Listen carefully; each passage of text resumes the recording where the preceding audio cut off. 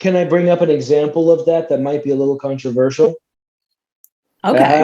Let's get some hits on the podcast. Wait, hold on. Right? Before you do that, the opinions of the guests on this podcast are not necessarily the opinions of the podcast themselves. Okay, there you go. 100% of the proceeds gained from this monetized episode will be donated to sciencesaves.org. Thanks for listening.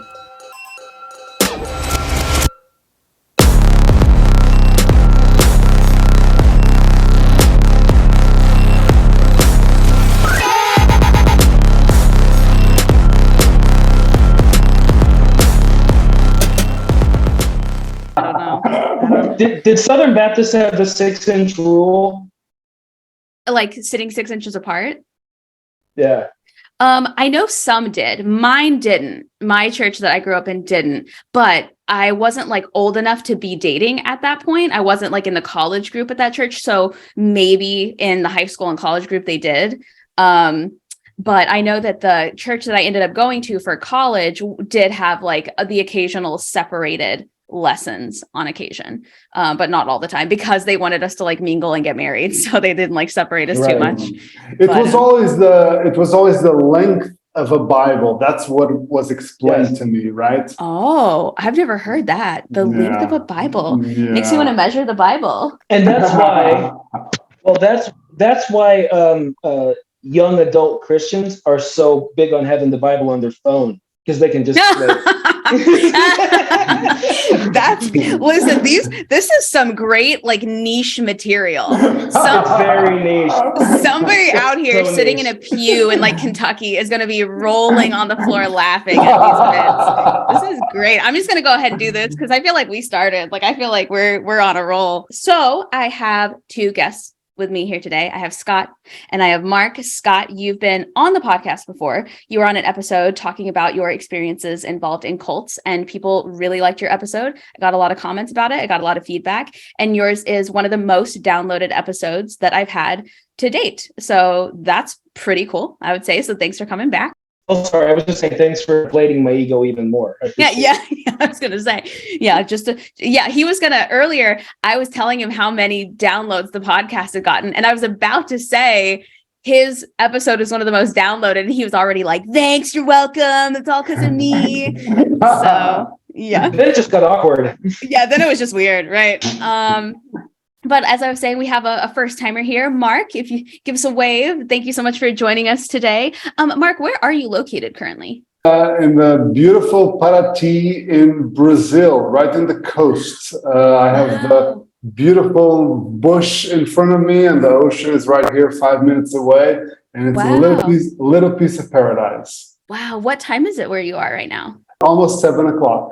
Wow. Okay. That's awesome. It just occurred to me that you guys probably weren't in the same area. And Scott, I know you're about to make a time zone joke. Yeah. Don't even. For those listening, Scott is the only person to date. The only 2 times I've ever messed up the time zones for my podcast was with Scott. So now I'm just going to keep doing it from now on. From now on, I'm just going to keep it going. I'm going to invite you like 10 more times and just make you wait and figure out what time I'm going to show up on Zoom. Well, I'm pretty sure that that's your prerogative as a female. I mean, isn't that like what you guys are allowed to do? Yeah, it's kind of like, you know how there's like antebellum dating rules? Well, the 2022 dating rules are you log on when you want. And if he's not waiting, he's not the one. That's really good. Yeah. So, well, Mark, tell us a little bit about yourself if you want to kick us off on intros. Yeah, well, nice to be here. Thank you very much for the opportunity. I was one of those people that watched the episode with Scott and really enjoyed it. I'm Mark. I was born in Canada, but of Portuguese parents. And I lived in Canada until I was 4. Then I moved to beautiful Azores Islands in the middle of the North Atlantic. I grew up on an island with 10,000 people, 20,000 cows. That's the official number there, and was raised Roman Catholic, and then early on became involved in what I would call a cult, even though I'm of the opinion now that two people can be in the same organization and one of them being in a cult and the other one not. Wow, I love that. But I was definitely in a cult myself. Interesting. So what gives you the impression that you were in a cult while others were not, even though you were in the same church? Yeah, cults do a thing with people.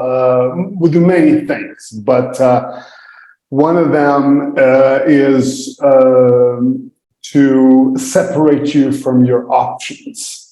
Cults will separate you from options, whether it be by forbidding, whether it will be using different other devices. But cults remove your options. There's for sure a lack of freedom there. I am very much of the opinion now that there was a time. All this is fairly recent to me. I was a pastor in this specific organization until a little over a year ago. So everything is very recent. But it was a time with a lot of pain, a lot of anger there for a little bit. But now I'm of the opinion that every human being has options. Right. And this is something I want to tell people. And the fact that we have options has a sometimes uncomfortable side to it, which is that pretty much anything that happens to us, we have a responsibility for that. So we're never 100% a victim. Interesting. Of anything, because we always have an option. Anyway, what bothered me for a long time was that feeling that there was no way out, wanting a way out, but feeling there was no way out. And I think cults do this. They remove an expectation. They remove a horizon. Let's put it that way. Right. And I think a lot of people stay in because they cannot see a way. They can't even imagine a way outside of that. And then that fear, I think, gets a lot of people. And so if somebody picks this up and watches this, I think that's one of the main things I would like to say here today. And thank you for the opportunity, is to tell people that there are options, that there's a whole life out there, that it's a lie that the only way you have to live is whatever way you've been given. Right. So the idea that you build your own life, that you have agency, people need to hear this. We need to hear this, that we're the builders of our reality. We are. Interesting. Anyway, so to answer your question, that's what I would say. I was in a cult because I allowed all the options to be taken away from me, and I really felt I was out of options for a long time. Did you recognize in your mind that you felt like you were in a cult before or after your pastoral position? Yeah, that's a good question. I've always been fascinated with cults. Even when I was inside, I was always fascinated. I had two big fascinations in my life. I enjoyed con artists and cults. I don't know why. The idea of a con artist. Well, and now I know that the two are probably very much connected. but I always remember researching about con artists and cults all the time. And so I believe, even though maybe I wouldn't say it with words, but I knew Yeah. I knew I was in something like that. Yeah. I just did. One thing I don't know if we've even mentioned for the folks listening, Mike, I call him Mike. His real name is Mark. We grew up together on that same island. He was actually the first convert of our missionary family that went to that little island. Wow. Yeah. Yep. I'll get back to it. Sorry. Scott and I go way back. We grew up together. We're pretty much brothers. Wow. And just not by blood, but Right. but anyway, I pretty much taught him Not everything pretty he knows. Yeah. Yeah. Your brothers in cults. That's Brothers in cults. There you go. Yeah. There you go. Interesting. That's super interesting. And I do think it's also very intriguing that you're fascinated by con artists and cults. And when you made that, I was thinking that I was like, a lot of those are the same. You pointed that out yourself. It's like con artists and cults, the Joel Osteen story. I'm just kidding. I'm just kidding. But that's very interesting. Mike, this could be a good segue for you to talk about your product that you're selling today. Yeah. Yeah, and it doesn't pass me at all that we're talking about cults and I have like a flavored drink here. We're just not a good call. Interesting. That's fascinating. I'm definitely going to ask you, if you don't mind, more questions about that. But before we move to that, Scott, take it away. Tell us about yourself for those who didn't hear your episode. Yeah. So I'm obviously my biggest claim to fame is being Mark's brother. Yep. But beyond that, I also was a former pastor in the same and then in a slightly different cult environment. Grew up as a missionary kid, son of a missionary church planting pastor. My grandfather was a church planting missionary as well, so it was kind of the family business.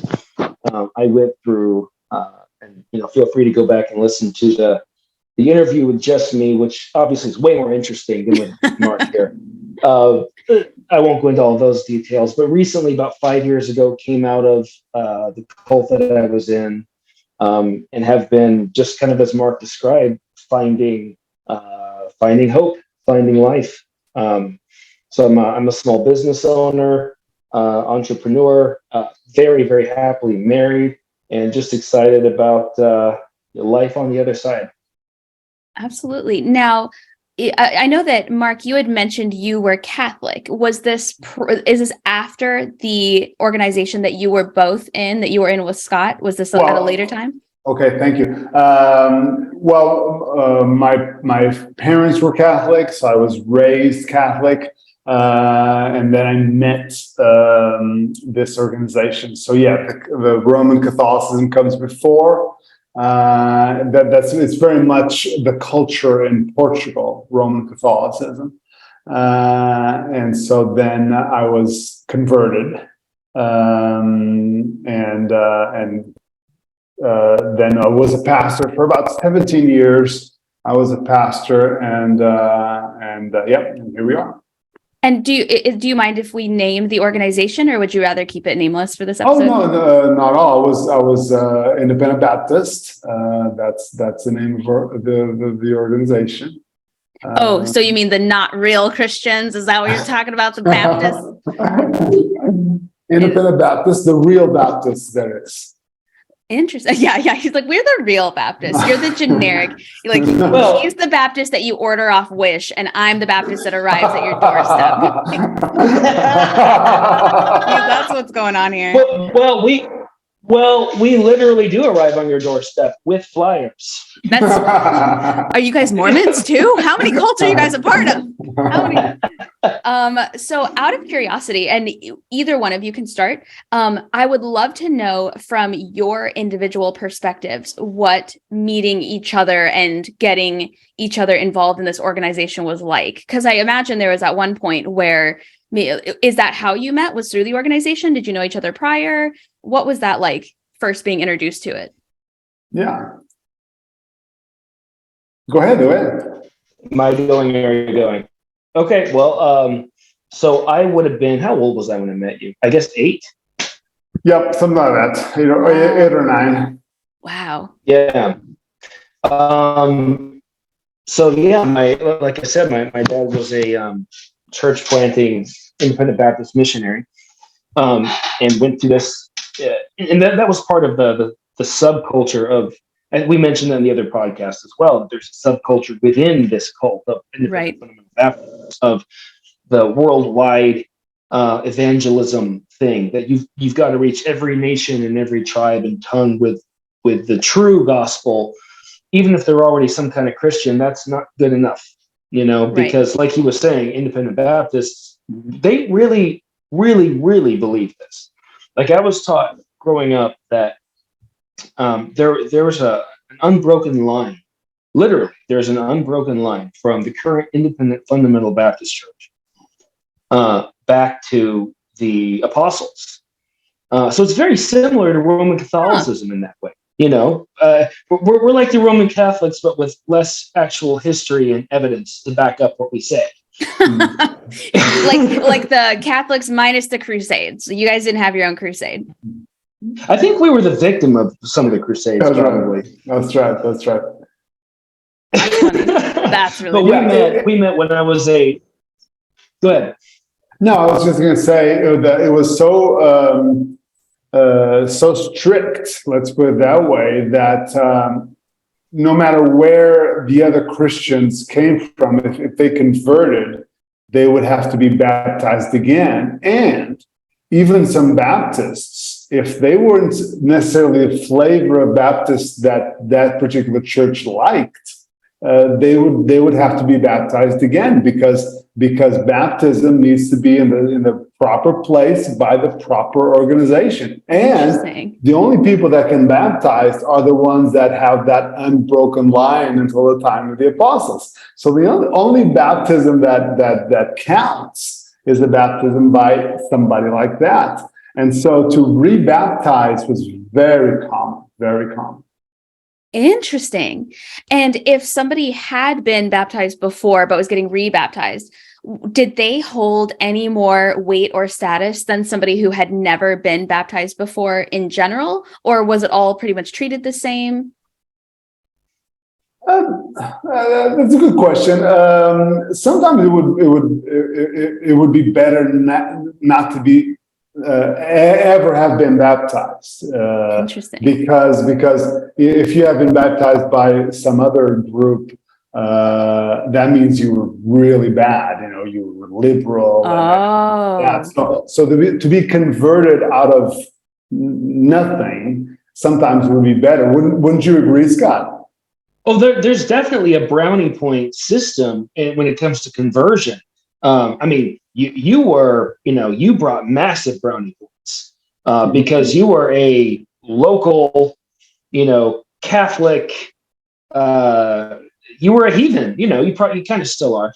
But that's the way that it was viewed. It's like there's baptisms and baptisms. If you're dunked at 6 years old, they claim they don't do infant baptism. The babies are just a little bit big. But if you're dunked at 6 years old, it's like, oh, okay, that's cute, that's nice. But if you're, if the worse your backstory, the more brownie points you get. Like that's funny. That's funny. I tried to explain that to my boyfriend. He did not grow up religious at all, and he was going to stop by and check out a church here, like a mega church, because we're in Nashville. And I was like, oh, they'll love you. And he's like, but I've never been to church before. And I was like, I know. I was like, they'll love you. I was like, they'll get to go home and they'll get to tell everyone that they converted a sinner and he was a sins of the flesh. Yeah. It would only be better if he was black. There you go. Yeah. Or gay. Yep. Like, we got us a black gay, and Jesus done changed him. Right. Exactly. It's like, he started off worse than the rest of us, but it's fine because now it's all under the blood. Washed in the blood, first of all. Washed. I like that. Yeah, you got to say washed in the blood. Now, as much as we're joking and we're making these like comments about where we're from and stuff like that, I know that you guys wanted to come on here and actually talk about, conversely, what religion does right. And it might sound odd to anyone listening that I'm talking to two people who have said, at least in this episode, if not in prior episodes, that they were involved in cults and that there were things that they didn't, that looking back, they didn't agree whether they felt was kind of controlling. So how does one go from, and this is for both of you, you can both answer separately if you'd like, how does one go from saying, yes, I was involved in one cult, if not multiple cults, and it impacted my life forever, but at the same time, there are things that we find that Christianity, I'll just use that example, even though we talked a little bit before the episode about how you think some of the parameters apply to most religions, that Christianity does correctly as a religion. I'll just jump out there. The reason I'm going to jump out there is because Mark and I go back since I was 8 years old, and he has this amazing ability to like rephrase everything that we've talked about before, whether it's a joke or an idea. And then as soon as he gets around a bunch of people, he'll say it as loudly as he can and take credit. So I'm going to start. It was never yours. It was never yours. Admit it. I have no proof. That's hilarious. But that's a really cool question. How do you, let me see if I've got it right though. It's, how do you get to this point where you're still kind of, in a sense, standing up for religion after going through what we went through, right? Yeah. To say, yes, I was in a cult. And I know that a lot of people have had negative experiences with that. And I know that you yourself had some, Scott, to go from saying, yes, I was in a cult, it was indoctrinating, it changed my life forever. But at the same time, I'm still open to the idea that religion can be positive. The way I got to that point is, I think the best way to say it is my determination not to go back into another cult. And you and I, we had this conversation in the previous podcast too, right? And it's one of the themes that you bring up a lot. And I'm so glad that you do, that when you're coming out of something like that, you are so vulnerable because you have, see, a cult is not any one specific religion. A cult's a mindset. Yes, it is a way of processing information. Processing and suppressing information based on someone else's pressure, exterior pressure on you. Absolutely. So that's how I got here is going, you know what? I refuse to look, I'll just put it this way, that there are atheists who are extremely cultish. Extremely. Oh yeah. Atheism itself can be a cult if you're not careful. Anything can be. How many vegans have we all met? Yep. No, I'm just kidding. It's just fun to pick on the vegans. I don't know why. It just is.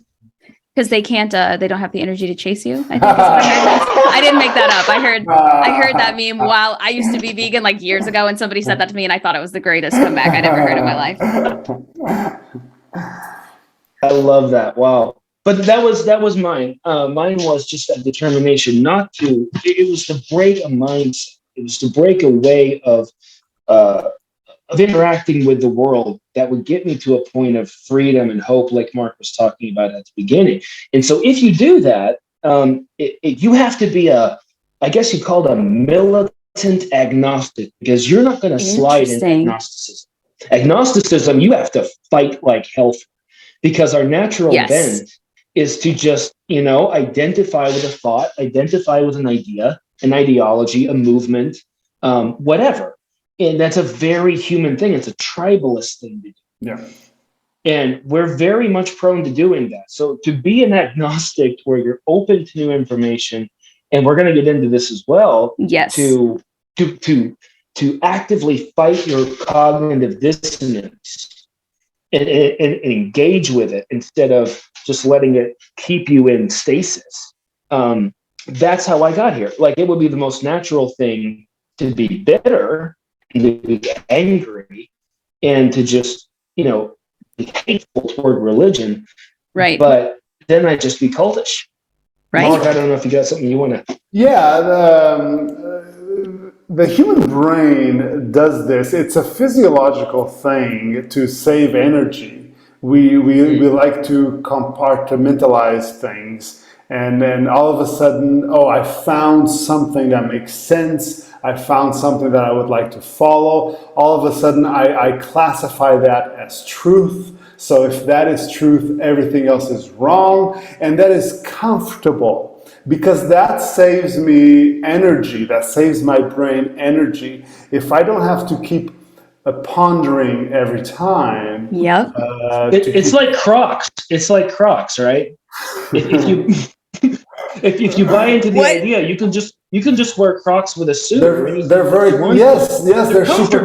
they're super comfortable. Yeah, you who never cares? have to Well, all I'm going to say is I've never heard of a croc making 900 people drink tainted Kool-Aid on an island in the 70s. That's all I'm saying. There you go. Might be a little bit different than crocs. There you go. There you go. There you go. But so now that we don't have to live in a cave and fight for our food all the time, we actually have to be intentional and go, no, I'm not gonna save energy on this. I'm gonna think about things. I'm gonna listen to people. Oh, they're different than me. That's fine. I can listen to somebody who is different than me. It's okay. It's healthy for us to listen to stuff. It's healthy for people to call us idiots. That's fine. That's fine. And I don't need to avoid people just because there's going to be a chance of them calling me an idiot. Why? Why do we do this? Why do we do this? So this separation is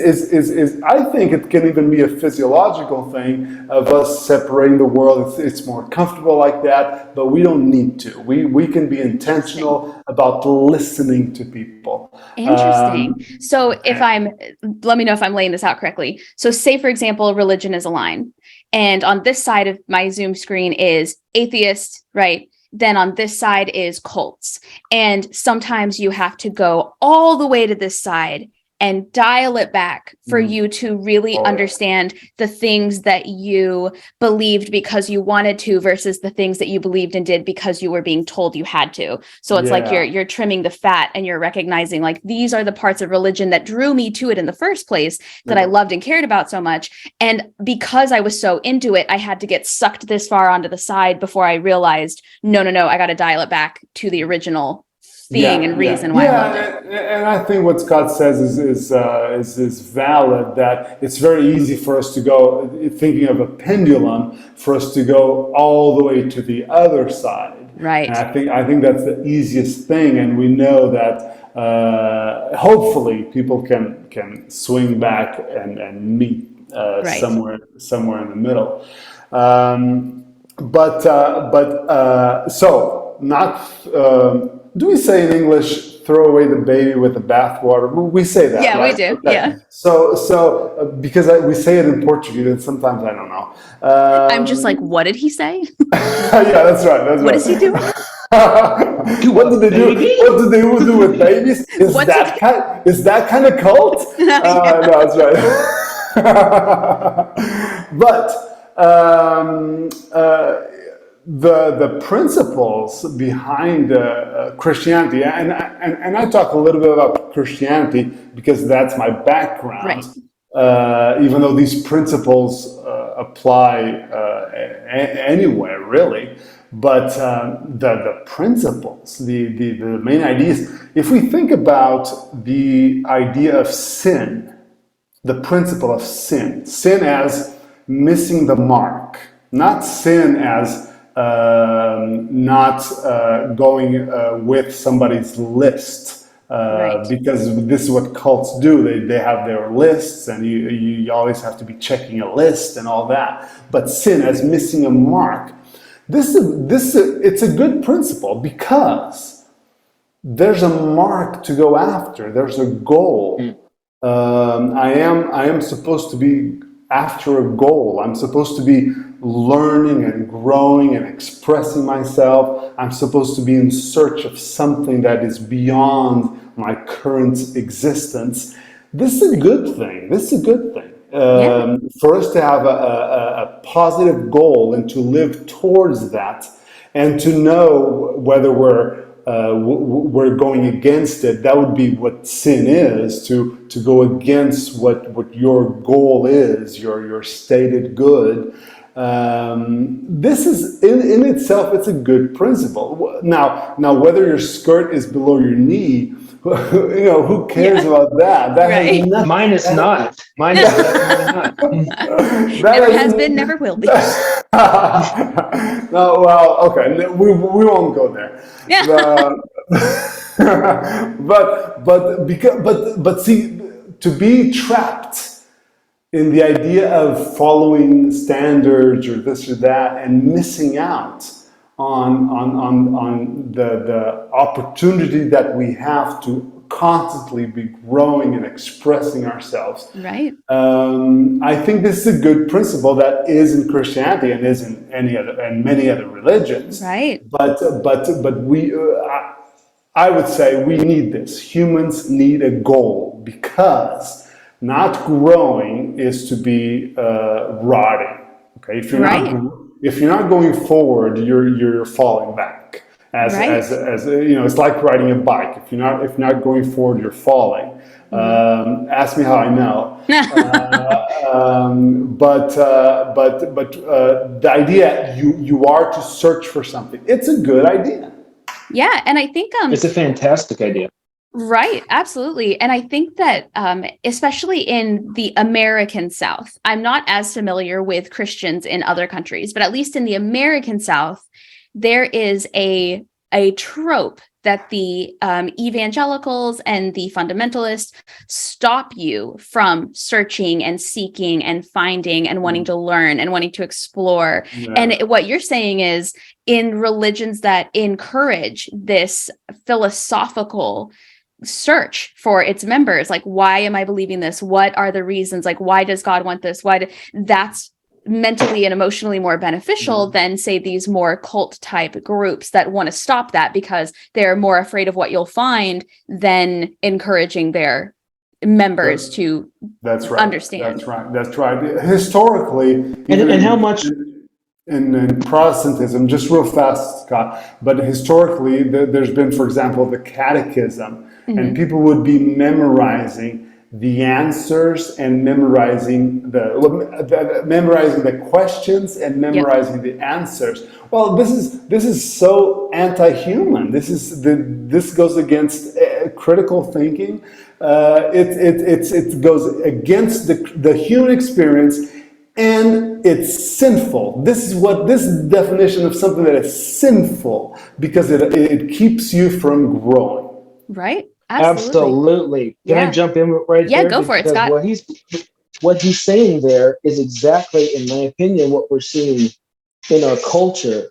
Because what we've done is, and people keep trying to come up with different reasons why everything's a dumpster fire at the moment. Let's be honest. Western civilization is crumbling all around. We're watching it happen. And you wonder why. Well, this is exactly why. It's because we live in a postmodern, post-truth world, okay? And we took away Christianity as the bedrock foundation for good and ill, because this was, by and large, Christianity had become very stale, very brittle, very ossified, just like he's talking about with Protestantism, the catechisms, right? And so what did we do? He talked about throwing away the baby with the bathwater. We removed the idea of the existence of absolute truth. We removed that. And now for decades, there's been a concerted assault on that, mostly from academia and the media, that everything is subjective. There cannot be, forget whether or not you understand absolute truth. Now does it exist at all? And if you talk to most people under the age of 40 in the United States of America, I don't think that they would tell you that truth exists. Now, again, I'm a militant agnostic. I'm going to say absolutely, I have to believe that truth exists. Otherwise, I cannot even order my own existence. But I don't know it perfect. And that has to bring some humility, that we together are searching for this thing called truth. And what we're seeing is, because now everything is subjective, we can't even hold ourselves or others accountable. Like he's saying, we have to have something to strive for, something to reach Right. for. You wonder why depression rates and suicide rates are where they are. You wonder why That's right. mental health issues are increasing at an exponential rate. You wonder why our politics are polarized and divided to where we can't even talk to each other. It's because we've gone full circle. We're back to catechisms, right? We took out truth, and so now every tribe and group is going to decide their own truth, and it has nothing in common whatsoever with your neighbor, right? So how do you love your neighbor? You can't even humanize your neighbor. You don't have the first thing in common with them. They are the devil. And that's what happens. We're back to a catechism. The left has a catechism, the right has a catechism, and if you don't toe the line, Another great principle that there is in Christianity, and we should fight for it, I believe, is that we're all connected. Yes. The idea of unity, that everyone's connected, even people that are not the same, Right. even people that don't see things eye to eye, but that everyone's connected in this ecosystem. Right. Because I do agree with Scott, things are too polarized. People know the name of their group. Everybody else can go to hell. This idea of separation is very bad, and Christianity brings an answer to this. The fact that we are connected. So cults, even though cults will use the name Christian, and cults will use the Bible and all that. Yes, but they will. Cults play with this because they're masters of separation. They will separate themselves by saying our group is the only truth.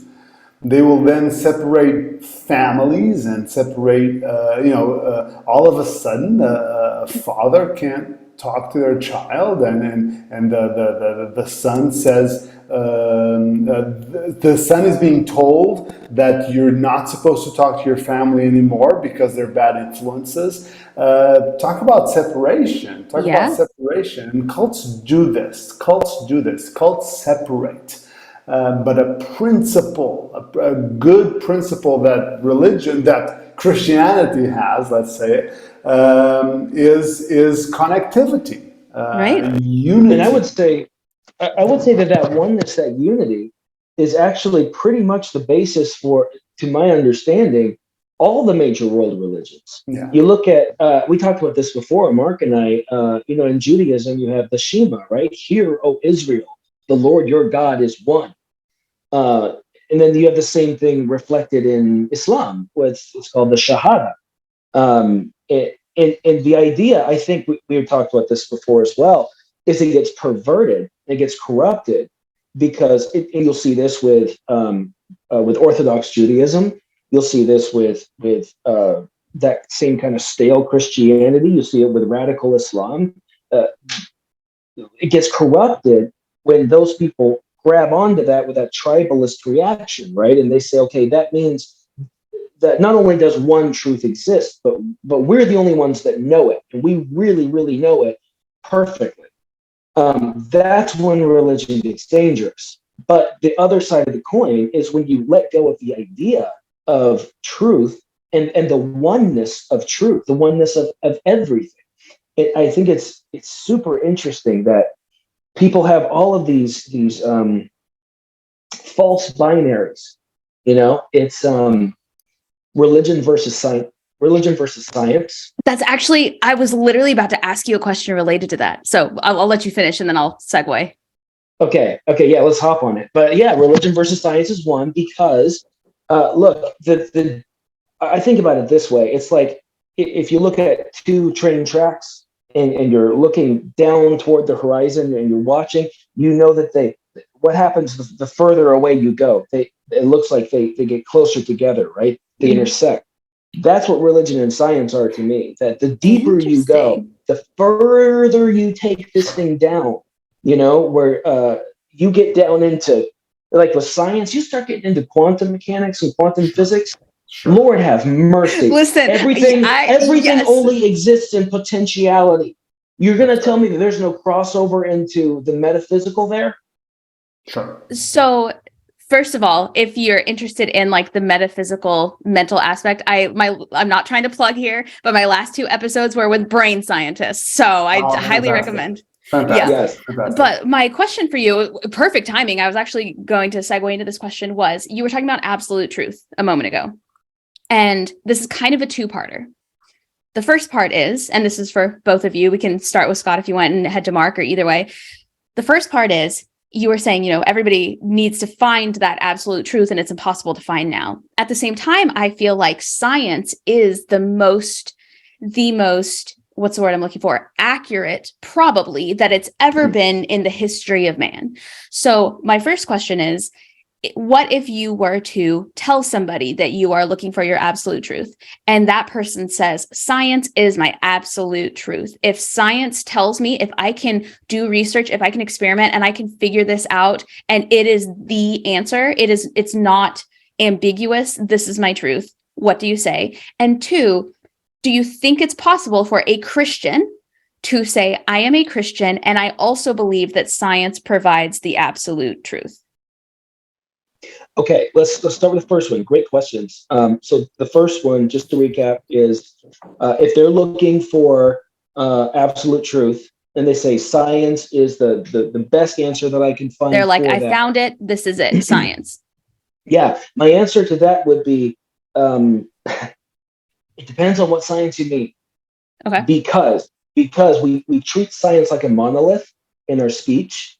And I think it's a misunderstanding of because science is, everything has been influenced by this postmodern, post-truth world that we live in, science included. Because science is, if you want to use the monolithic term, as a whole, there is a propensity to assume that we know more than we do. And there can be a lack of humility, right? So, and I see this again with a lot of the atheists that I would consider kind of cult-like in their mentality. When they act like science has proven that there is no such thing as anything metaphysical, I say, okay, but again, look at quantum physics, look at dark matter, look at all of these different things that we have no fucking idea what it is. Have a little humility, because if you don't have humility, you don't have real science. And all you're doing is you're doing the same thing that religions do. You're starting with a conclusion and you're saying, and then you go into defensive mode against anything that could potentially prove you wrong. That's anti-science. Yeah. If something can prove you wrong in science, that's what science is. It's constantly trying to prove yourself wrong. There you go. So it depends on what kind of science you're talking about. That's it. Yeah, interesting. If you're talking about science as a process, so okay, I my thing now is science. That's the way I'm going to live my life. That's my truth. My truth is science. If by that you mean that the scientific process of finding things, then that's fantastic. That's great. Okay, but if somehow somebody believes that there's this one truth called science that is unmovable, unchangeable, we're right back. Yeah, then that's ridiculous. That's a form of fundamentalism, right? Absolutely, because science, even if you talk to those 2 gentlemen that I spoke to recently, everyone who is a legitimate scientist agrees that science changes constantly and they're finding new things constantly and they're discovering constantly. So the science that was true at the time that it was discovered, back in the day, they have since discovered that there is either more to that story, or they had done the extent of the research they were possible of doing. And now that there are more possibilities, they're finding more. So I totally see what you're saying, how like somebody who is an avid scientist would say, this is my truth, science is my truth, but they have to also be willing to admit that this exact truth they believe in may not be the exact same truth in 10 years. And they have to be willing to admit that whatever that truth is 10 years from now is still the truth. It's just a different truth. Can I bring up an example of that might be a little controversial? Okay. Okay. Let's get some hits on the podcast. Wait, hold on. Right? Before you do that, the opinions of the guests on this podcast are not necessarily the opinions of the podcast themselves. Okay, there you go. I'm actually not going to express any opinions about the thing per se. It's just the mindset. That's all. Okay. And I know everyone's going to lose their shit. But we can't talk about reactions to the science in that monolithic, closed way and not bring up what we all just lived through for 2 years with COVID. Okay. Right? Right. So, and now everyone's like, what's he going to do? I got to get my MAGA hat on. But here's my point with it is people had this fear reaction, which is understandable during COVID, to where they wanted something solid to hold on to. Mm-hmm. And they wanted to understand, wanted to know, they wanted to have something to cling to. And it was a very faith-like activity and mindset. It was, we need to have faith in something. And this is, kind of an analog to what happened in our culture in different times. Like you look at 9/11, right after 9/11, everybody was going to church. He's getting into the 9/11 conspiracies now. Where's this going? Yeah. And then JFK was, but all right, where I'm going with that is like, that was a fear response to a crisis, right? Right. Now, what happened 2 years ago? The fear response was more, okay, let's trust the science.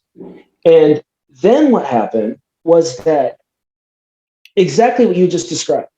Science constantly moves. We did not understand everything about COVID at the beginning of the pandemic, in the middle of the pandemic, that we understand now. But there was this very cultish, tribalist kind of reaction to anyone who questioned anything. Right. If they said, hey, is that really true? Is it really true that we can't go outside and we have to wear a mask outside? It turned out later that was fine. Is it really true that a mask is really going to do this or that? And then some things there were walked back as well. And that's fine. That's fine because we're learning. We don't know. Right. But the problem was that it got treated in a very fundamentalist, religious sort of way, to where you trust the science. Get on your knees and kiss the Pope's ring. That's the way it was treated. And that's the mentality we have to fight. So when you say the science, well, if you mean that mindset, you're a cult in another coat. Yeah. So what you're saying is, whether it's a religion, whether it's a scientific belief, everybody has to be willing to admit that the truth is capable of changing when looked at and studied and analyzed. Yes. Listen. Well, hold on. I think there's an important distinction. Like, it's not that the truth changes, and that's extremely important. Right. What we know to be the truth. Yes. Right. Absolutely. What has not yet been discovered will eventually be discovered and change. There you go. Listen. People are lazy. Okay. People are lazy. It's a lot easier to say, I read this on WhatsApp, I know this is true, than to say, hey, let's think about this. Come on, it's a lot easier to say, so-and-so knows. I don't know why he knows, but so-and-so knows. I've decided to trust him. Dr. So-and-so, I saw him on YouTube. He has to be good. Dr. Phil, he knows. Dr. Phil knows stuff. Dr. Phil knows stuff. I done watched him. He's doctor, so he has to know stuff. So it's a lot. The reason you feel like a dirtbag because you are a dirtbag. It's convenient, it's comfortable, and people are lazy, and so laziness is an enemy here. because and so people can then, out of laziness, say, I believe science, and it sounds beautiful. It does. It sounds super nice. But what does that mean? What does that mean in your life? What are the practical results of that in your life? Yes. You know? Yes. Yeah. I was just talking to one of my previous guests about how people are always so quick to tell you exactly what they believe and so quick to get mad when you ask them why. Yes. And I feel like that goes with politics, with science, with religion, with any major any major group that people often make their entire personality. They're like, oh, I'm a Democrat or I'm a Republican and this and this and this. And you're like, great, why? And either they respond with just anger and they're like, I don't have time to talk about this. I'm going to log off here because I got a job to do. You should try getting one. Or they do the whole, their response is, at least I'm not this other. So it's like a non-answer. It's, for example, why did you vote for Trump? Well, at least he's not Hillary. And you're like, but that's not a reason why, right? Or like, why are you Democrat? Like, well, at least I'm not a racist. And you're like, great, I love that. But that's not an answer, right? Once you call somebody Hitler, there's no more discussion. Yes. I was in debate for so many years. The conversation is over. And what we need is the conversation. That's what we need. Yes. I was in debate for so many years. And that was like one of our rules is like, once you call somebody Hitler, the conversation's over. Like, don't try it. That's funny. I've been called a master debater. Yeah. It was professional, first of all. I've seen you be called a master debater. I've seen it. That's so interesting. Now, has there ever been, say, for example, I'm trying to think of a way to phrase this. Has there ever been anything presented to you by a non-believer that you were like, that's a really good point? Or has there ever been something presented to you by somebody who you don't consider cultish, you don't consider like one of the bad religious individuals we talk about, and you thought, I don't like that, and I'm not quite sure that I want to align with what they're talking about? Are you talking about back when we were in the cult? In the cult now, like, because I know that even nowadays, as a human being who feels completely 100% solidified in my beliefs, I will still hear members of whatever groups I identify with say things where I'm like, oh, don't associate me with them. Or I'll hear people from the opposite of what I believe say something, and I'm willing to admit, like, that's a really good point. Yeah. All the time. And if you don't, you're unhealthy. Right. You're just plugging your ears. Yeah, at this point in my life, I'm like, I am not impressed at all by someone's answers. I'm impressed by someone's questions. Oh, that's good. I like that. I am. And I ask everyone that way. If you're a Democrat, I'm like, okay, I want to know what are the things, and I'll do this all the time. Here's one question I'll ask people whenever they want to drag up politics. If you're on the left, I'm going to ask you, what function does the right serve? And do we need them? And why? I almost never get an answer beyond I don't know, or I don't think they really have any function. So what you're saying is if your team was completely in charge of absolutely everything, it would be a utopia. If you believe that, you're an absolute moron. Then you don't know the meaning of the word utopia. Because we had that utopia. It was called the gulags under Stalin. That's where the extreme left gets you. And then we have the extreme right with fascism and Stalin and Mussolini and all those guys. Like, we just went through this in the 20th century, guys. You guys, have you been around? Were you born yesterday? We just went through this. But seriously, like, I asked them, what is the function of it? And then the same thing on the right. And they can't tell me either. I asked this question to Dr. Oz. I was at an event with him, and I literally asked him, I said, hey, because he, he's glad handing and he's talking to everybody. And someone invited me to the event, whatever. I'm a small business owner in the community in Pennsylvania, right? And so he comes up and he's like, well, do you have any questions for me? And I'm like, yeah, I do, actually. Oh, I got some questions for Dr. Oz. Oh, I got some questions. Number one, how long you been in PA? They say you from NJ. Yeah, yep. But it's like, didn't you just move here, bro? Right. But my first question was that exactly. It was, hey, tell me what purpose and function the left serves, and do we need them? And he was like, this is not a conversation I'd like to have in public. And I'm like, really? Okay. But you see where I'm going. It's Right. like, look, if you don't understand, like for me, politics, if you ask me where I stand, am I left or right? It's like, it depends on the road I'm on. Do I need the accelerator or the brake? What's going on around me? Is it icy? You know? Right. Right. And you need both. You absolutely do. Because if you completely do away with, and this is political, I'm sorry, but if it's relevant. Yeah, if you do away with the conservative impulse, shall we say, then you're going to have anarchy. You're going to have total chaos. Mm-hmm. You can't just tear everything down overnight. That's taken millennia to build and expect things to be better. Right, and there will always be a conservative, a most conservative. Yes, even if you get rid of our conservative. Thing. Right. Even if you get rid of our current conservative, whoever is right above them will be the next conservative. And, you know, like it'll never end until we're like, Right. And then you know what? You need the left. And we're going to get to this talking about one of the values of Christianity is it absolutely does contain that concept of the constant death and rebirth between chaos and order. Right. That's the cross. Right. Now, so anyway. Let me ask you this, and take time if you have to like think about this. We got time.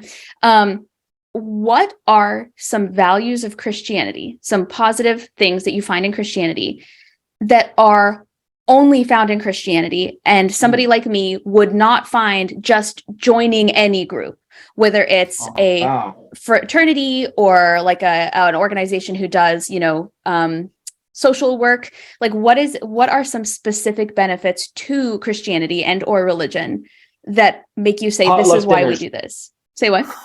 Potluck dinners. I'm telling you, the casserole never had such a good casserole. Say absolutely. What you want. Like, I'll let you wash me in the blood of the lamb if I can get seconds. I'm not gonna lie. Like, I'll do it. This leather belt, you know what that is there? That's a leather fence around a chicken graveyard. I've heard that from so many pastors. I have never heard that in my life. What is that? What does that even mean? The chicken graveyard. The belly. They grab their leather belt. Brother, I'm gonna tell you, this here's a leather fence around a graveyard. That's what that is. I was like, my people are from the mountains, and I didn't even know what that was. That's a good one. But I'm just curious because I know that. But that's a very good question. I don't know if I'm going to be answering it. I'm going to be thinking about it. And if you want to like come back, can we find things in Christianity that are good things that I can tell people you're not going to be able to find this anywhere else. Right. My first response, which is not very, which is, you know, I'm going on camera saying this. My first response would be no. Mm-hmm. Okay. But can I just say? Yeah. Can I just say? I like a person 10 times more when they can say that.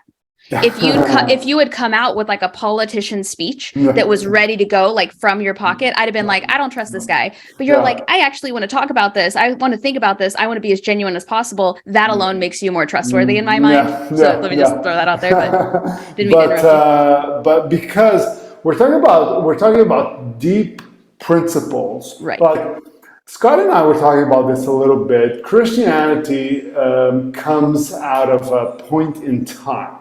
Okay, right. There's a point in time where there wasn't Christianity. So Christianity is a product that showed up at a certain point of time, right? And it was able to capture some ideas that preceded for centuries and centuries. Now Christianity has been able to capture these, to convey these, and all that, and I think they're excellent ideas. But to say that you can only find this in Christianity, there's apart from casserole, I don't know. I am going to be thinking about that. My first my knee-jerk reaction would be to say, no, if you're searching for truth, okay, we're talking about truth. If you're searching for truth, truth is out there, okay, and you are to be learning and expressing yourself and expanding and towards that truth. I don't think you need, wow, am I going to say this? I don't think you necessarily need Christianity to find truth, you know? Yeah, absolutely. But anyway, did I just say that? That's horrible. But anyway, no, but that's like, I don't think that's horrible at all. It's not, but I understand where he's coming from. Yeah, me too. Especially for only being a year out. Right. There are those moments that are surreal where you're like, this I know is damning me to hell. You know? Yeah. Yeah, absolutely. Absolutely. This idea where you're like, this is how I feel. Oh no, this is how I feel. Like, this is my answer. Oh no, this is my answer. Well, since the overarching idea here is cult and all that, a thing cults do for you is curtail your freedom. Right. So absolutely. One thing in the back of my mind, and Scott will understand this for sure, one thing in the back of my mind is I'm going to say this, and who is going to watch this? And somebody's going to watch this and not like it. And this idea of you're being watched all the time and you're being judged all the time, this lack of personal freedom is something that a cult will do to you. Absolutely. And so it is I'm a great appreciator of freedom. So the fact that we're here and we were able to talk about things, this is a good place. It's a good place. Yeah, absolutely. And I also want to say that I very much appreciate you coming on here and talking about these things, because I know, like, I didn't even grow up, I think, in like the standard, what you might consider a cult. And I consider myself very solidified in my beliefs that I have now. And still in the back of my mind, there's that little, but what if, and you know, I'm turning 31 at the end of this month. And I'm like, but what if I jokingly tell people, you know, I still pray when there's turbulence on a plane. Like, I still do, like, even if I don't think, you know, but like, there is that piece of your brain that's always going to be, even if it's just this big, that's going to be like, but what if? Like, what if I die and it turns out I should have been doing things a certain way, the way they told me the whole time, and I turned my back, just like they warned me the devil would make me, you know? Yeah, absolutely. Can you imagine you get to a place, this idea of going to a place is hilarious. So you die, you go to a place, and then somebody opens a book and somebody checks on things that you did. Can you imagine? Yes. Can you imagine how ridiculous this is when we're talking about eternity? We're talking about God. This whole idea of you're going to sit in a movie theater and your whole life is going to play and everybody's going to see it. It's the whole thing is preposterous. Right. But like you said, and I agree, it stays. But what if? Like the whole thing is so preposterous, it would ruin my life if it was real. Like, but my dream scenario is we get up there, there's these gates, and there's somebody standing there with a notebook, and he's like, all right, so are you in? And I'm like, you know, thank God I was raised Baptist. And he's like, what? And I'm like, thank God I was raised Baptist. And he's like, what is that? And I'm like, the way you get into heaven. And he's like, I don't know what you're talking about. What's heaven? And it's like, we're all wrong. Every one of us has been wrong. Billy Graham put me on the list. Check. Billy Graham. Yeah. And it turns out there's this entire different religion nobody paid any attention to 1 million years ago. That was the right Quakers. one. The Quakers. Right. The Quakers are like, Quakers are right. Another reason for me not to like the Quakers. Yeah. And so then there's just like a billion people standing outside this gate, and this guy's like, I don't know what to do with all these people. We don't have anybody in there. We don't, like, nobody's ever made it in there. Like, do we just let you all in? Like, I don't know. Yeah. That's funny. Yeah, you have to scan it like it's a Ticketmaster, just like beep. And he's like, oh, this one's bad. Sorry. Yeah. But yeah, so it's so interesting to me. And so like this whole idea, I think it's really, really interesting that you guys have been through what you've been through, and you've experienced what you've experienced, and I don't like to use this word, but I can't really come up with a better description. You've essentially been brainwashed to a point, right? Which can happen to any of us. I know, Scott, on your episode, we talked a lot about how people who have been brainwashed once think they can't be brainwashed again, when really it means that you are more susceptible to being brainwashed again. You've got a target on your back. Yeah. And you're able to take this step back and be like, okay, I'm going to dissect what I want to keep in my life from religion and what I don't want to keep in my life from religion.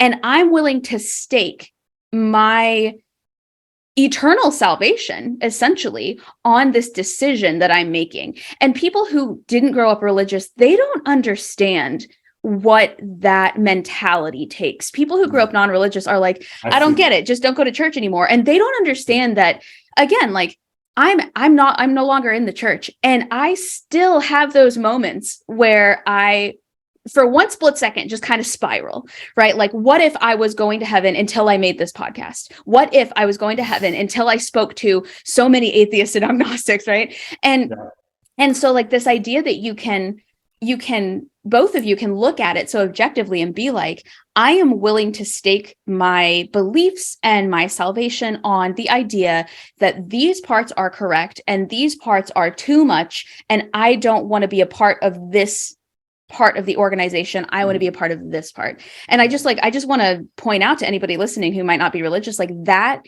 is wild. That is just, that takes so much of your mind, of your heart, of your, it can have a physical toll on a person. And then to just come on here and casually talk about it like it's not something that you've been threatened with your whole life. It's just astronomical to me. Yeah, you have allowed somebody to define who God is, and for the rest of your life, you are.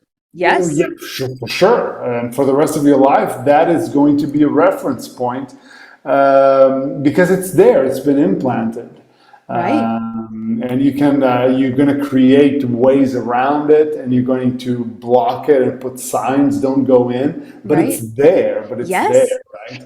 Yeah. Not only is it there, but your church literally told you that you were going to have these feelings, and if you succumbed to them, that's the devil.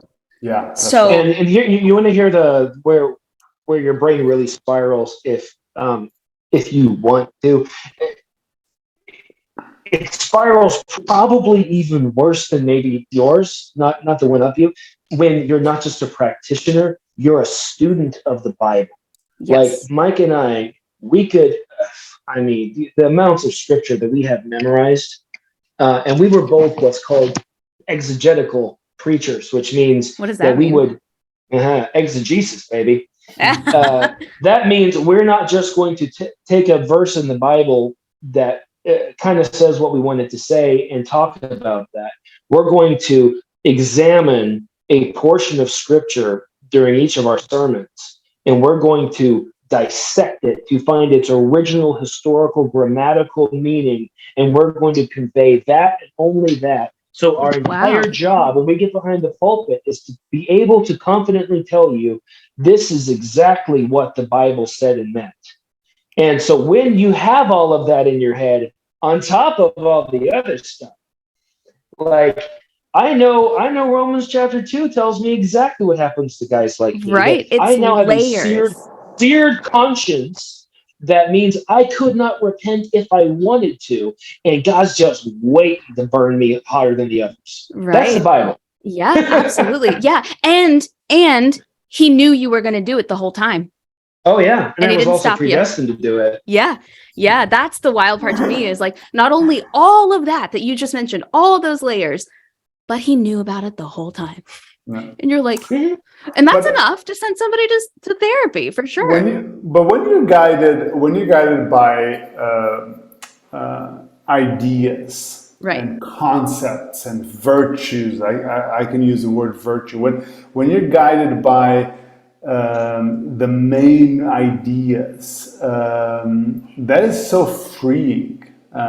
You're not just believing because that is what somebody says, Right. you're believing a concept that is everywhere. Everywhere you look, there's connectivity.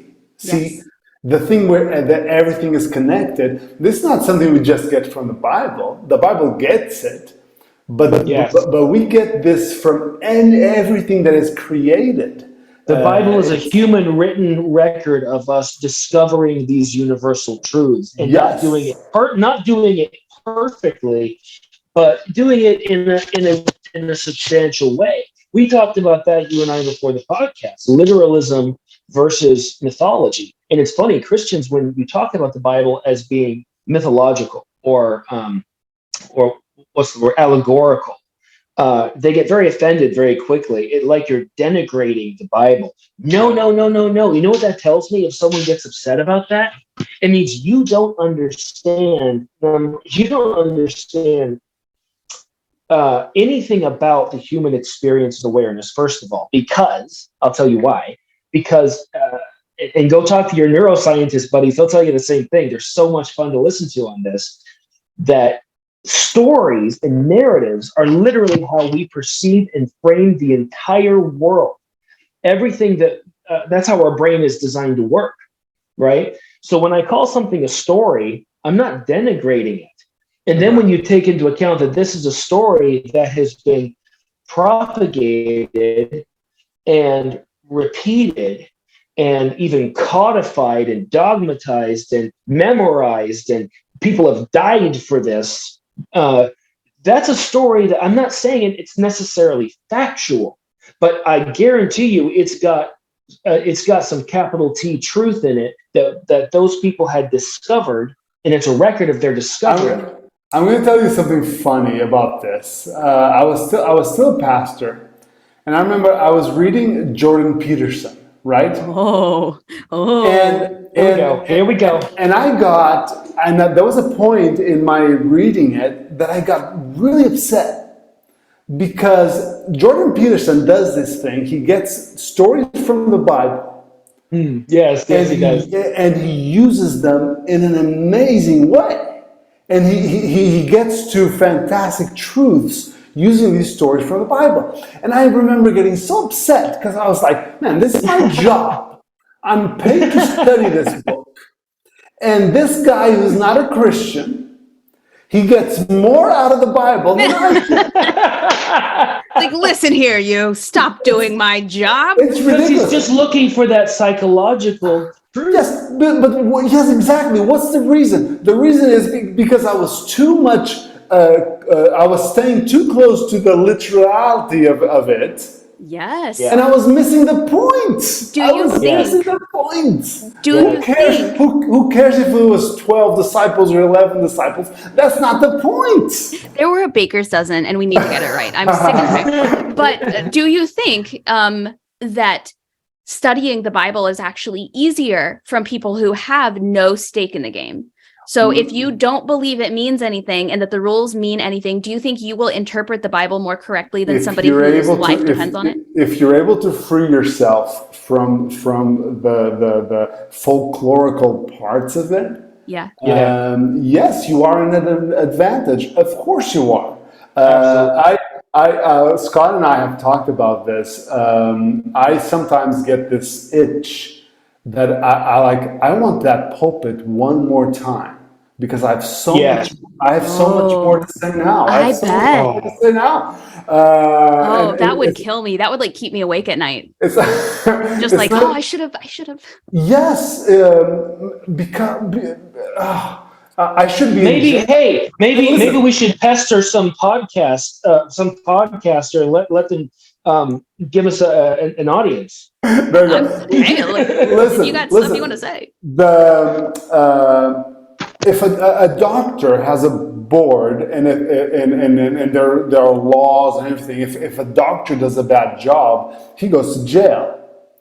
Now, if somebody who's supposed to give you spiritual truth, I can do whatever I want. There's no accountability.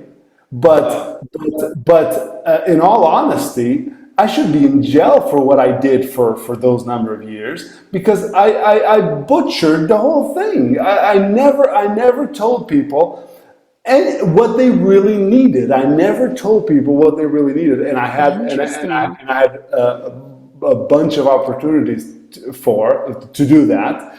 But of course, things happen for a reason, so that's okay.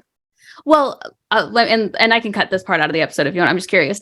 If you each wanted to develop a sermon that you would say now, if you still gave sermons, would you want to do an episode where you just deliver the sermon?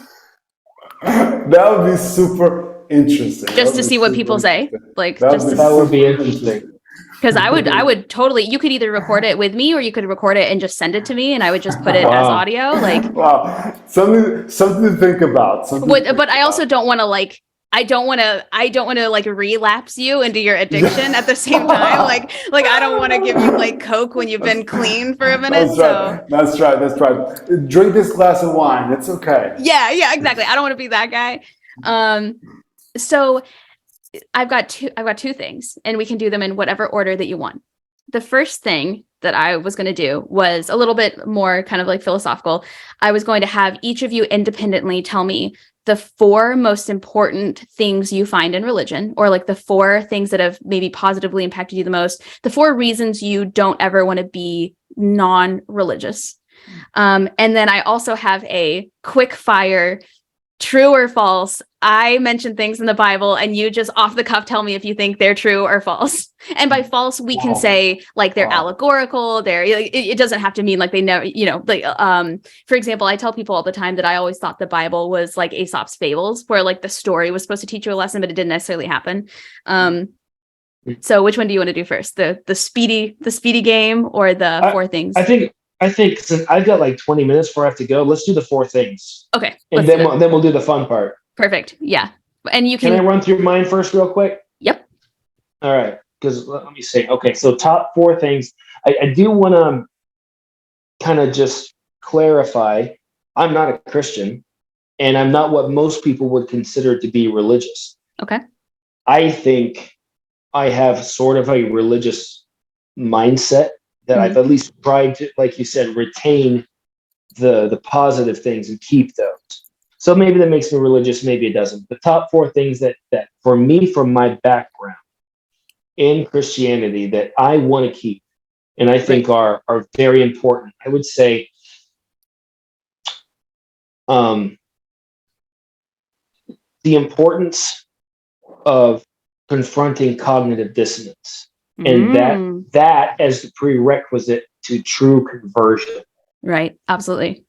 Okay. Like, and you see that repeated all over the Bible as a theme, is that people have to be convinced they're in darkness, they're in ignorance. And that is, for me, the definition of evil is stubborn ignorance that refuses to confront its cognitive dissonance, or that is evidence that would contradict whatever belief that you're holding or actually committing. So that habit or pattern, there is no more healthy, life transformative habit than if you feel a little uncomfortable, because it is psychologically uncomfortable. It is. To be wrong is psychologically uncomfortable. Oh yeah. And it can be downright fucking traumatic. Literally. Yes. And if you can somehow get yourself to that point where you're like, no, I want it. It's like going to the gym and like hurting your muscles because I want it. I want to get stronger. I want to fight through it. But you have to do that because you, like I said before, you will not coast into that kind of mindset. Right. You have to fight for it. But if you do and you embrace it, it does lead to conversion. Right. And whatever that pure, real conversion is that transforms your life and brings you closer to truth and reality and love, it's powerful. So that's my first. Second one would be, this is a good one. it's another one of those psychological things that's wrapped up theologically, but that's what they are: parables and stories, and they're psychological and emotional human experience lessons that are wrapped up in the framework of theology, right? So this one is no different. It is the cycle that's taught in Christianity of repentance, forgiveness, cleansing, right? I like that. Yep. Because this is something that you just take the theological terms out of it. If you could grab a hold of this, it'll change your life. Guilt has absolutely no value to you once you have embraced the change. It is now useless. It is a useless appendage. And in fact, it will only hold you back. And you're taught this in Christianity, right? That, okay, if you've been saved, if Jesus has forgiven your sins, you're forgiven of all your sins, past, present, and future. So anytime you mess up from now on, all you got to do is go there and just recognize that you're forgiven and say, I'm sorry, and repent, turn around, go the other direction, do it differently. Forsake your sin behind, using even Mark's example of what sin really is. Translate that sin into whatever holds you back from your own growth and love and truth. That's sin. When you see it, you got to confront it, that because cognitive dissonance is there and it wants to push it away and crawl back into the corner where it's cozy and safe. No, you go after it. But then once you do that, guilt brought you there. And so guilt has a function. But once it's done that, now you're free. You are free. That's not just for Christianity. Like that's a psychological, beautiful truth that is wrapped up in theology. And you can do that without being a Christian. Sure. You can forgive yourself. You can say, you know what? I repented. I understood where I was messed up, and I don't have to live like that anymore. And now I'm not going to feel bad about it. That's awesome. That's just two, but mine were long, so that's good for me. Those are good though. I like how you drop like a psychological bomb, and then you're like, anyway, or maybe like those people who give solid advice, and they're like, or IDK though. Or IDK. Yeah, that's good. That's great. And then, what about you, Mark? Do you have a couple or four? Maybe it's similar to what Scott said, but I love the idea of the new birth. Okay. Being born again. Yeah. This idea, like, of course, it's wrapped up in beliefs and tradition. It's wrapped up in tradition, but the idea that you, even while living, that you are somehow asleep, and there's a calling for you to wake up. Yeah. This coming to awareness. This is very useful. Yes. This is very needed.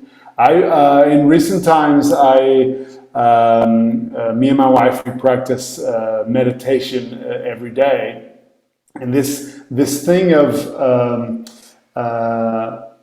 noticing, of telling yourself what to notice. So it's not your mind is not going to rule you. You are going to say, now, instead of thinking about this thing that is consuming me, I'm going to let that go, and I'm going to focus on my toes. This thing of telling your awareness where to go. I equate this with new birth. Now, I didn't always think this way, but this idea of you are free from your mind. You are a being that has a mind. You're not your mind. Your mind is a powerful machine that has been given you. It has a role, but you're much more than your mind. Okay, and you can let your mind go for a little bit, and you can see yourself doing other things. So this idea of being born again, of gaining awareness, it's super important. And so Christianity has this if people pay attention. Right. And I feel like that same idea is often promoted in recovery programs that are Christian based. It's about like, tomorrow you're a new person, you start fresh. Yes. Yes. There you go. And that is good. And the other idea that Christianity has is the idea of eternity. Eternity is a very powerful concept because when you remove time from the equation, if you come to realize that you're not bound with time, that it's a construct that once it's over, you're still going to be here. Eternity is powerful, and Christianity has it, and people need to grab hold of it because there's a lot of. Scott and I were talking about this. There's a lot of this philosophy that we developed in 1952 is the only truth. There's nothing beyond it. What a ridiculous thing, you know. Right. So if we really would grab hold of eternity, I believe that is life changing. Okay, and I would just add personal responsibility. Personal responsibility, I like that. and we see this in I see this in Christianity. Personal responsibility. You have agency. You can do things with your life. It's up to you. I even say it this way nowadays. I say we create 100% of our reality. We're creators. We have been given this ability. Okay, I'm not saying we're the creator, but we are creators in the learning process. We have been given the ability to create our reality, and this thing about wherever you're at, you have a chance to make that better. That's awesome. That's awesome. Because like you said in the beginning, you don't have to be a victim. There's always an alternative option. That's right. And I needed to hear that for a long time. I thought I was trapped. Okay. Yeah. I thought there was no way out. There was for many years I would fantasize about suicide. Wow. Because it offered kind of an easy way out. Yeah. I like to think that I would never do it, but the idea of it's a way out. It's very romantic. You know what's wild to me hearing that though? This is beyond my wife, one of the closest people in the world to me that I have spent an incredible amount of time with. And we literally grew up together and went through a very similar walk in life, both church planting pastors in the same group and all of that. Spent lots of time together, and both of us individually was going through this hell. And I didn't have any idea for 15 years that you were where I was. No idea. Right. And so I think you don't understand how alone people feel. That's how they get you, is they make you think you're the only one You're the who only has one. questions and doubts. That's right. And and so you don't speak up because you're the only one. You'd be the outlier. So anyway, to end where I began, I think people need to hear this. Yes. You have options. Yes. You have options, and so Jesus, the story of the cross, and we kind of lightly touched it, but the story of the cross it's a great thing. It's a great story. The idea that what Jesus unites in that moment of time. Absolute defeat with absolute victory. Something that the world would say these two ideas can never be together, and Jesus brings together antagonical things, saying that absolute defeat can be the same as absolute victory, life and death united in the same moment of time.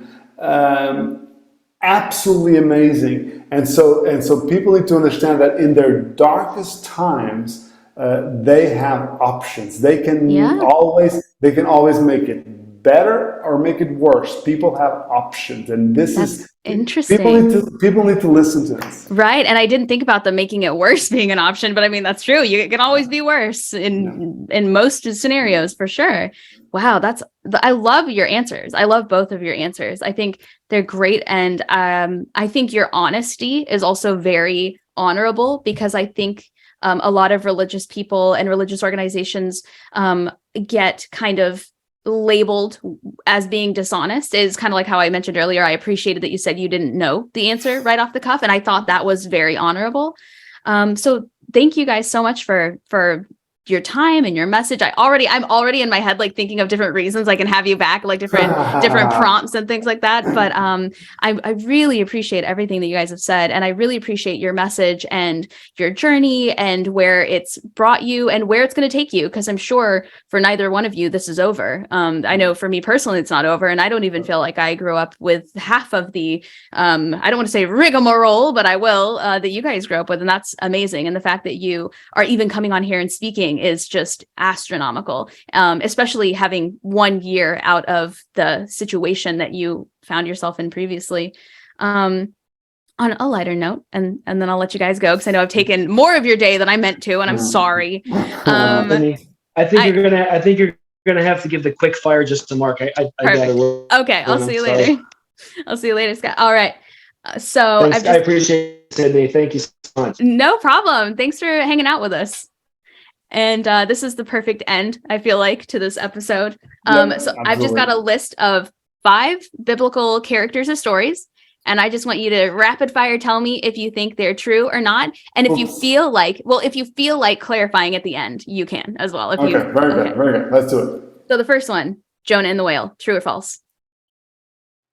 I want to say, okay, I would say true. Okay, true. All right. Adam and Eve, true or false?